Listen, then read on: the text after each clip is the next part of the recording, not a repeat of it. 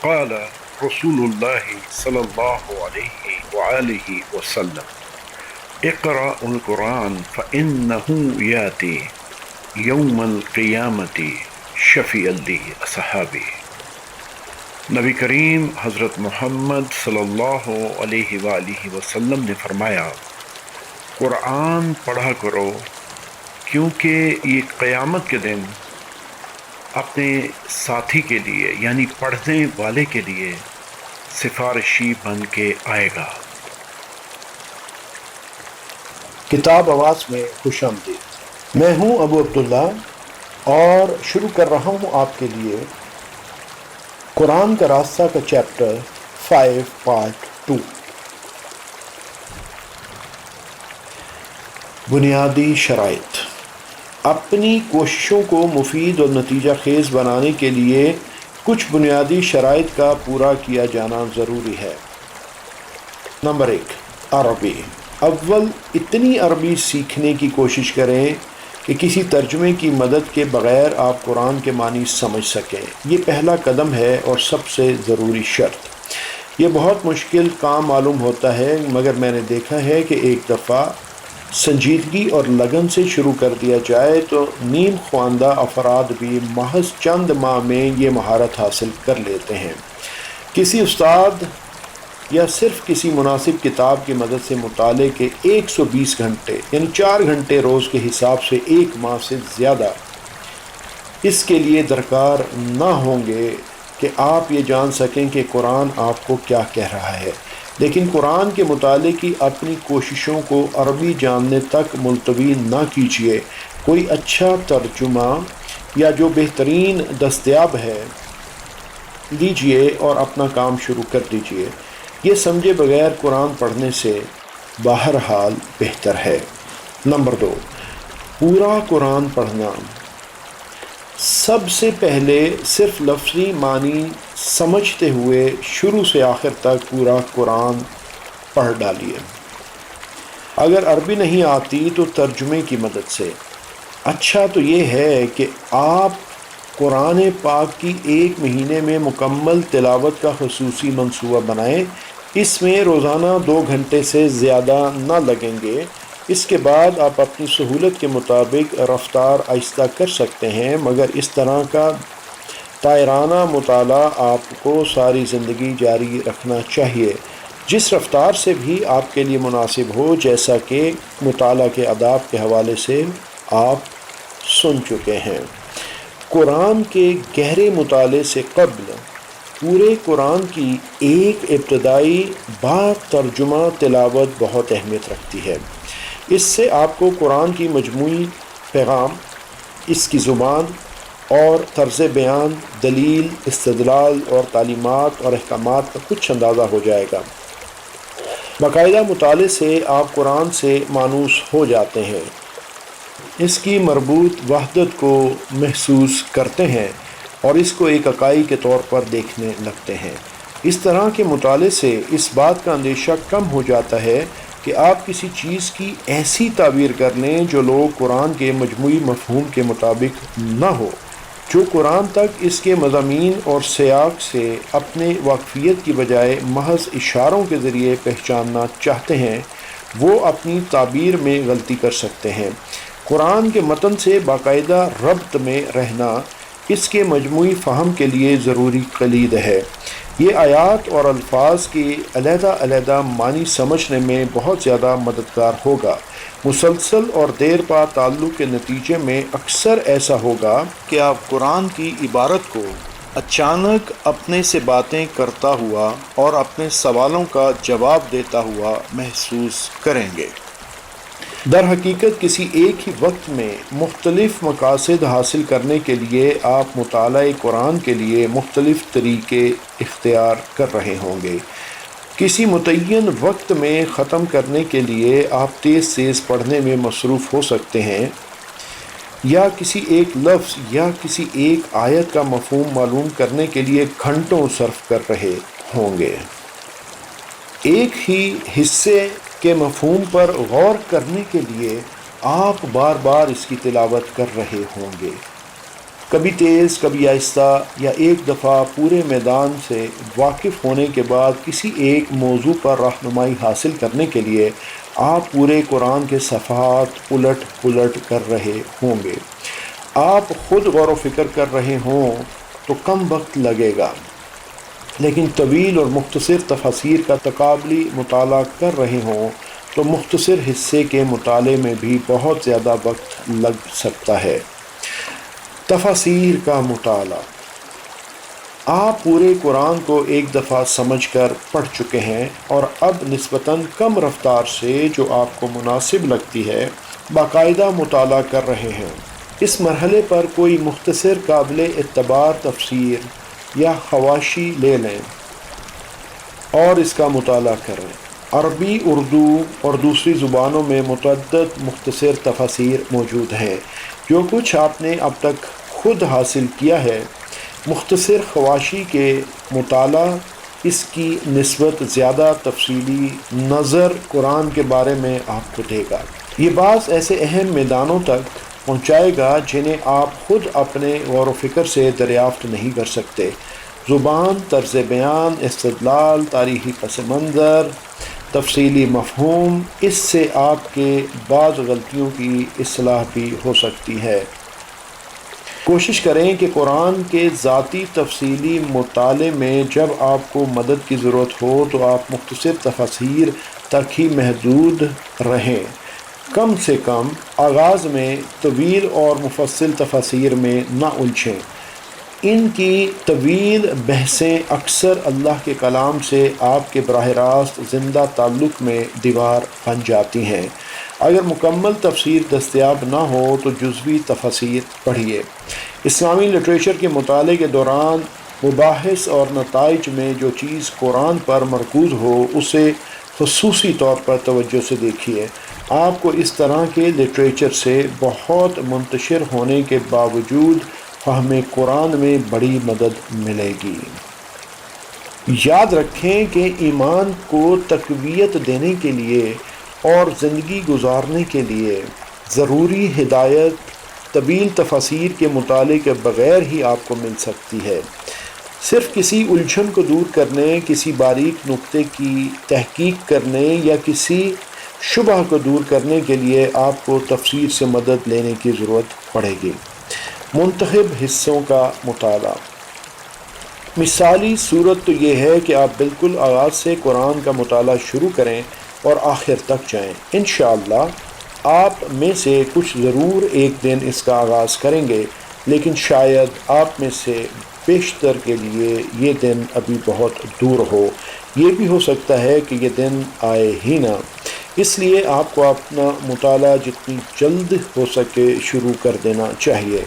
اس مقصد کے لیے کچھ مختصر حصوں، مخصوص صورتوں یا ایک آیت ہی کا انتخاب کریں اور ان کا تفصیل سے مطالعہ کریں۔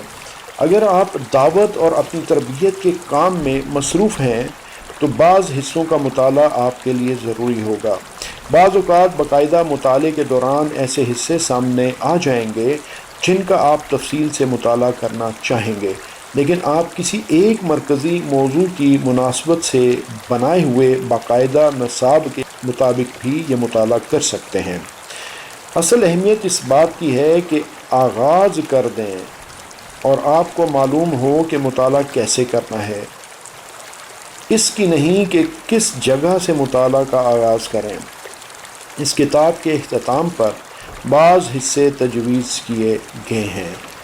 مطالعے کے آغاز کے لیے منتخب حصوں سے آپ کو بہت زیادہ فائدے ہوں گے۔ الف، قرآن کے ساتھ اپنے سفر کے اہم ترین مرحلوں میں سے ایک میں تذکر کا نہایت ضروری تعلق قائم کر کے آپ پیش رفت کر سکتے ہیں، بجائے اس کے کہ غیر معین مدت تک کے لیے انتظار کریں۔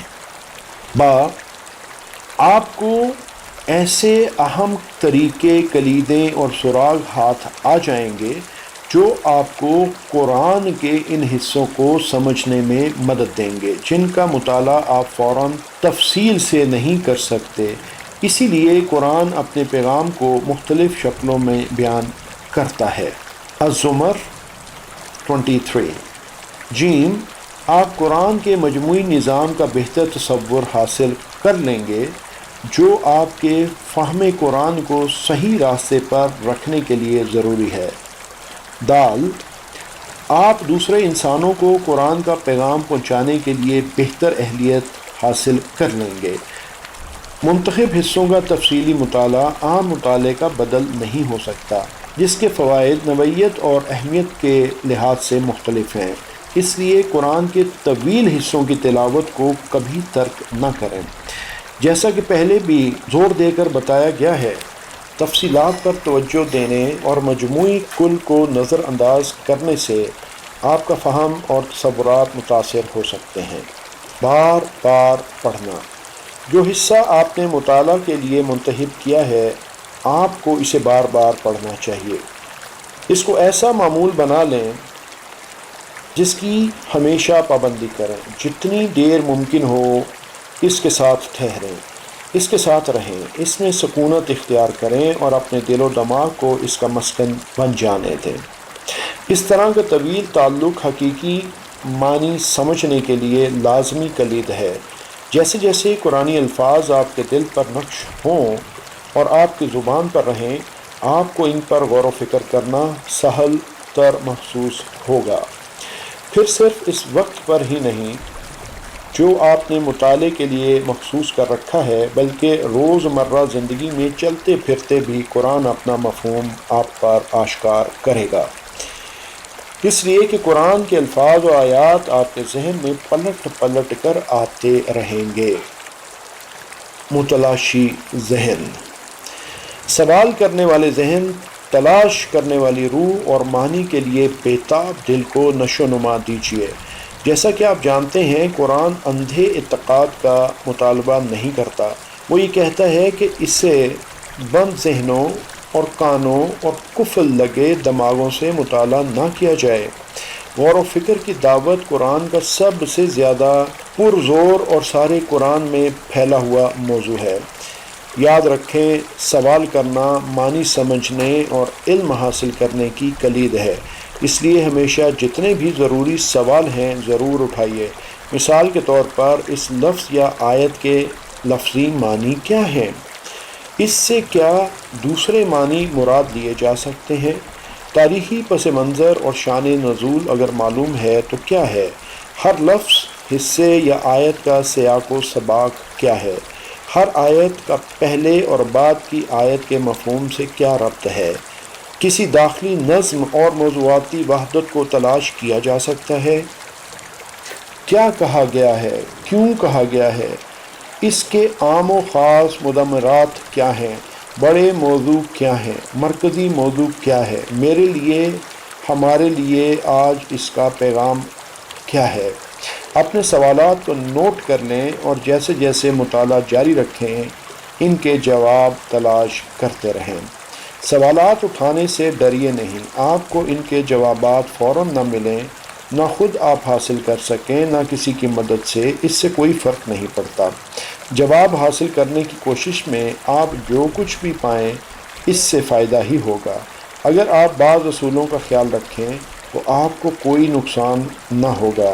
الف، ایسے سوالات نہ پوچھیں جن کے جواب انسانی فہم سے اعلیٰ ہیں یا جن کا تعلق متشابہات سے ہے۔ آل عمران آیت نمبر 7 سے ہے کہ مثلاً عرش کس طرح کا ہے۔ با، بال کی کھال نہ نکالیں اور نہ ایسے سوالات پوچھیں جن کا زیر مطالعہ حصے کے حوالے سے آپ کی زندگی سے کوئی تعلق نہ ہو۔ جیم، ایسے جواب نہ دیں جو مناسب یا ضروری علم یا مضبوط استدلال پر مبنی نہ ہوں۔ دال، ایسے سوالات جن کے آپ جواب نہ پا سکیں، جنہیں آپ اپنی بہترین کوشش کے باوجود سمجھ نہ سکیں، انہیں کچھ دیر کے لیے چھوڑ دیں اور قرآن کی دوسری باتوں کی طرف توجہ دیں۔ وقت آئے گا کہ آپ کو کسی کتاب یا استاد سے رہنمائی ملے گی یا خود ہی جواب مل جائے گا۔ خود قرآن کے اندر کافی مثالیں موجود ہیں کہ اولین ایمان لانے والے کس طرح سوالات کرتے تھے۔ اس طرح بہت سی اہم اور رہنما مثالیں ہیں کہ کہ کس طرح حضور نبی کریم صلی اللہ علیہ وآلہ وسلم اور ان کے صحابہ کرام رضی اللہ تعالی عنہم اجمعین سوالات اور غور و فکر کی حوصلہ افزائی کرتے تھے۔ مطالعہ کی معاونت۔ مطالعہ میں مدد دینے کے لیے آپ کو کچھ چیزوں کی ضرورت ہوگی۔ کوشش کیجئے کہ جتنی آپ کو فراہم ہو سکتی ہو جائیں۔ نمبر 1، آپ کے پاس ایک اردو ترجمہ قرآن ہونا چاہیے۔ یہ کم سے کم ہے جس کی آپ کو ضرورت ہوگی۔ یہ تلاوت کے لیے اور مطالعہ کے لیے استعمال کیجیے۔ اگر یہ مناسب سائز کا ہے تو مختلف حصے حفظ کرنے کے لیے بھی استعمال ہو سکتا ہے۔ یہ خیال رہے کہ یاد کرنے کے لیے ہمیشہ یہی ایک نسخہ استعمال کیجیے، ورنہ دہرانا بہت مشکل ہو جائے گا۔ یہ یاد رکھیے کہ کوئی بھی ترجمہ نہ کامل ہو سکتا ہے نہ بالکل صحیح ہو سکتا ہے۔ ہر ترجمے میں مترجم کی جانب سے تفسیر و تعبیر کا عنصر ضرور شامل ہوتا ہے۔ قرآن کا مستند ترجمہ نہ ہے نہ ہو سکتا ہے۔ نمبر 2، اسی نسخے میں مختصر تشریح ہو یا اس مقصد کے لیے کوئی دوسرا قرآن حاصل کیجیے، لیکن ایک آپ کے پاس ہونا چاہیے۔ ایک ترجمہ اور ایک قابل اعتماد تفسیر آپ کے ابتدائی بنیادی مقاصد کے لیے کافی ہونی چاہیے۔ نمبر 3، یہ ضروری تو نہیں لیکن آپ کو مفید محسوس ہوگا کہ اگر آپ کے پاس ایک سے زائد ترجمے اور تفسیریں ہوں، تاکہ آپ الفاظ کے وہ مختلف معنی تلاش کر سکیں جو مختلف مفسرین نے سمجھے ہیں۔ نمبر 4، زیادہ گہرے مطالعے کے لیے آپ کے پاس ایک مفصل تفسیر ہونا چاہیے۔ نمبر 5، عربی کی ایک اچھی لغت، ترجیحاً قرآنی لغت آپ کے پاس ہو تاکہ آپ الفاظ کے معنوں کی گہرائی میں جا سکیں۔ نمبر 6، ایک اشاریہ بھی رکھیے۔ مطالعے کے لیے کچھ دوسرے معاونت کا تذکرہ اس کتاب کے آخر میں ملے گا۔ مطالعہ کیسے کریں؟ کسی منتخب حصے کی تفصیل سے مطالعہ کرنے کے لیے مرحلہ با مرحلہ طریقہ کار ذیل میں تجویز کیا جاتا ہے۔ اس کے لیے کوئی متعین قواعد و ضوابط نہیں۔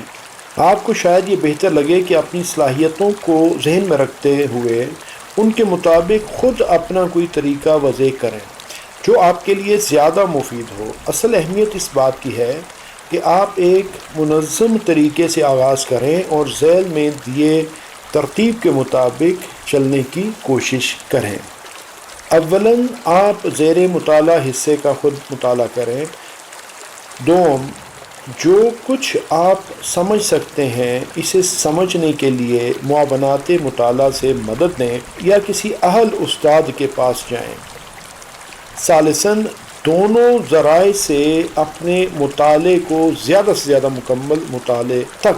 پہلا مرحلہ، اپنے کو مانوس کیجیے اور اپنے مسائل کو متعین کیجیے۔ بنیادی شرائط اور داخلی شرکت کے حوالے سے جو کچھ آپ کو یاد ہوا ہے اسے جلدی جلدی ذہن میں دہرا لیجیے۔ محسوس کیجیے کہ اللہ آپ کے ساتھ ہے۔ اس سے دعا کیجیے کہ آپ جو کچھ مطالعہ کرنے والے ہیں اس میں وہ آپ کی مدد کرے۔ نمبر 2، مطلب سمجھتے ہوئے کم سے کم 3 دفعہ اس کی تلاوت کیجیے، یا اتنی دفعہ کہ بغیر دیکھے آپ اس کے بنیادی مضامین کو ذہن میں لا سکیں۔ اب آپ نے گویا انہیں جذب کر لیا ہے اور جب چاہیں ان پر غور و فکر کر سکتے ہیں۔ قاعدہ یہ ہے کہ الفاظ کی تعبیر کی تلاش شروع کرنے سے پہلے ان کے معنی خوب اچھی طرح ذہن نشین کر لیں۔ نمبر 3، متن کو پڑھے بغیر تمام اہم نکات جو آپ سمجھ سکتے ہوں انہیں لکھ لیجیے، پھر ان کا متن سے تقابل کر کے نظر ثانی کیجیے۔ نمبر 4، اگر کوئی مرکزی موضوع نظر آئے تو اسے لکھ لیجیے۔ نمبر 5، عبارت کو اتنے مختصر حصوں میں تقسیم کر لیجیے جو آپ کے خیال میں ایک ہدایت یا ہدایات کے ایک مجموعے کی حامل ہیں۔ نمبر 6، جن الفاظ یا جملوں کو آپ معنی سمجھنے میں مرکزی اہمیت کا حامل سمجھتے ہیں، ان سب پر نشان لگا لیجیے۔ نمبر 7، سوالات قائم کریں جیسا کہ ہم نے اوپر بیان کیا ہے اور انہیں لکھ لیجیے۔ دوسرا مرحلہ، آپ نے جو پڑھا ہے اس پر غور کر کے اپنے سوالات کے جواب خود دینے کی کوشش کیجیے۔ اگلے حصے میں جو رہنما خطوط دیے گئے ہیں ان کی روشنی میں اس کا مفہوم اور پیغام سمجھنے کی کوشش کیجیے۔ نمبر 8، معلوم کریں کہ اہم الفاظ کا کیا مطلب ہے۔ نمبر 9، ہر آیت یا آیت کے ٹکڑے کا مفہوم متعین کیجیے۔ نمبر 10، ان کے باہمی ربط پر غور کیجیے، کوئی بات پہلے کیوں آئی ہے یا بعد میں کیوں آئی ہے، کیا نظم و وحدت پائی جاتی ہے۔ نمبر 11، عبارت کا مطلب فوری سیاق میں، سوالات کے وسیع تر سیاق میں اور قرآن کے مجموعی سیاق میں معلوم کیجیے اور سمجھیے۔ نمبر 12، متعین کیجیے کہ اس سے کیا کیا مختلف ہدایات اور تعلیمات اخذ کی جا سکتی ہیں۔ نمبر 13، سوال کیجیے یہ مجھ سے کیا کہتا ہے، اس کا تقاضا ہمارے زمانے سے کیا ہے۔ نمبر 14، سوچئے کہ آپ سے، امت مسلمہ سے اور پوری انسانیت سے کیا کرنے کا تقاضا کیا جا رہا ہے۔ تیسرا مرحلہ، جو کچھ بھی مطالعے کی معاون چیزیں آپ کے پاس ہیں ان کی مدد سے اور اساتذہ کی مدد سے معنی معلوم کیجیے اور مرحلہ دوم سے گزر جائیے۔ آپ نے جو کچھ خود سے سمجھا تھا اس پر نظر ثانی کر لیجیے، تصحیح کر لیجیے، تبدیل کر لیجیے، اضافہ کر لیجیے، توثیق کر لیجیے یا مسترد کر دیجیے۔ چوتھا مرحلہ، جو کچھ آپ اس طرح سمجھے ہیں اسے لکھ لیجیے یا قلب و ذہن میں محفوظ کر لیجیے۔ جو سوالات رہ گئے ہیں انہیں نوٹ کر لیجیے، کسی مفہوم کو ختمی اور مکمل نہ سمجھیے۔ آپ مطالعہ جاری رکھیں گے تو مزید معنی معلوم ہوتے رہیں گے اور نظر ثانی کی ضرورت محسوس ہوتی رہے گی۔ معنی کیسے سمجھیں؟ قرآن کے معنی سمجھنے میں جو اصول اور رہنما خطوط پیش نظر رہنے چاہیے وہ متعدد ہیں اور ان سب پر تفصیل سے گفتگو کے لیے ضخیم کتاب کی ضرورت ہوگی۔ یہاں ہم نہایت اختصار سے صرف چند اہم اصول کی طرف توجہ دلائیں گے جو قرآن کے معنی سمجھنے کی کوشش کرتے ہوئے آپ کے پیش نظر رہنے چاہیے۔ یہ اصول چیپٹر نمبر 5 پارٹ 3 میں آپ کو ملیں گے، یعنی اگلے چیپٹر میں۔ یہ چیپٹر یہیں پہ ختم ہوتا ہے۔ اپنا بہت خیال رکھیے گا۔